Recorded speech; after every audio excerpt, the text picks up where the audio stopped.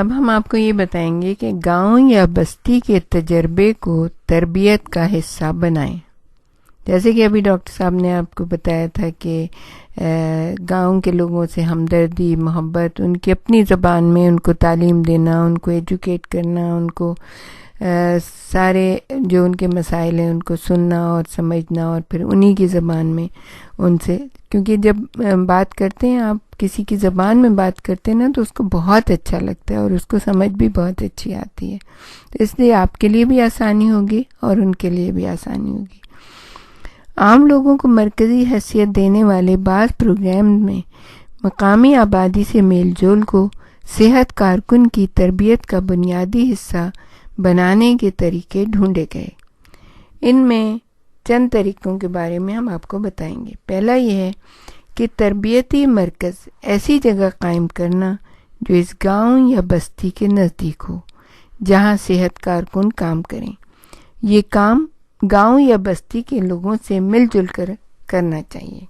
اس کا مثال جو ہے وہ میکسیکو کے پروجیکٹ پیا کیسٹیلا کا تربیتی اور طبی مرکز جس گاؤں میں ہے وہاں 950 افراد رہتے ہیں.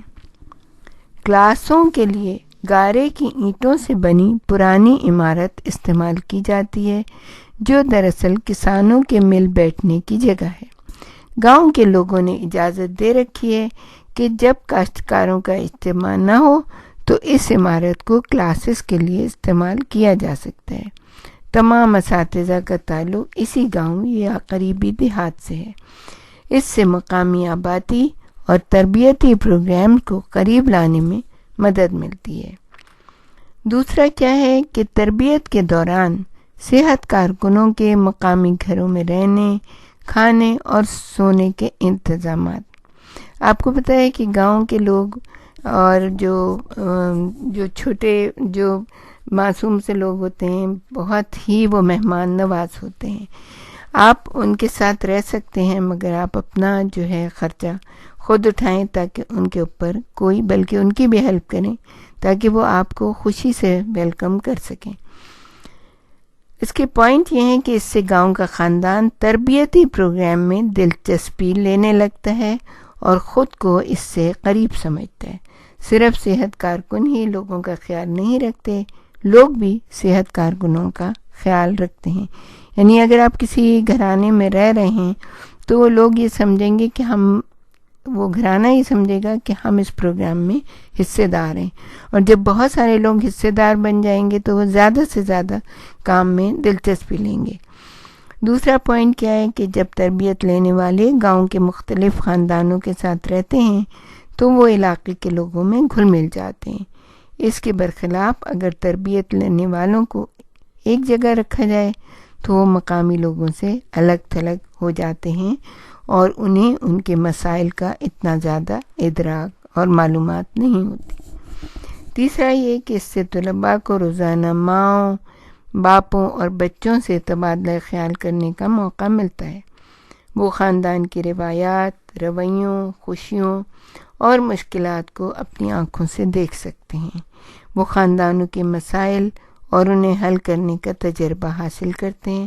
ساتھ ہی خاندان کے لوگ صحت کارکنوں سے سیکھتے رہتے ہیں، یعنی ان سے صحت بھی سیکھتے ہیں، ان کے اخلاق بھی سیکھتے ہیں اور ان کی محبت بھی اپنے دلوں میں محسوس کرتے ہیں. اس سے ایک بہت بڑا فائدہ یہ ہوتا ہے کہ آپ اس گاؤں میں یا اس گھر میں ان لوگوں کے درمیان اپنا بہت اچھے فٹ اسٹیپ چھوڑ کے جاتے ہیں اور وہ آپ کی باتوں کو یاد رکھتے ہیں اور جو کچھ آپ نے ان کو سکھایا ہوتا ہے وہ ایک دوسرے سے شیئر کرتے ہیں.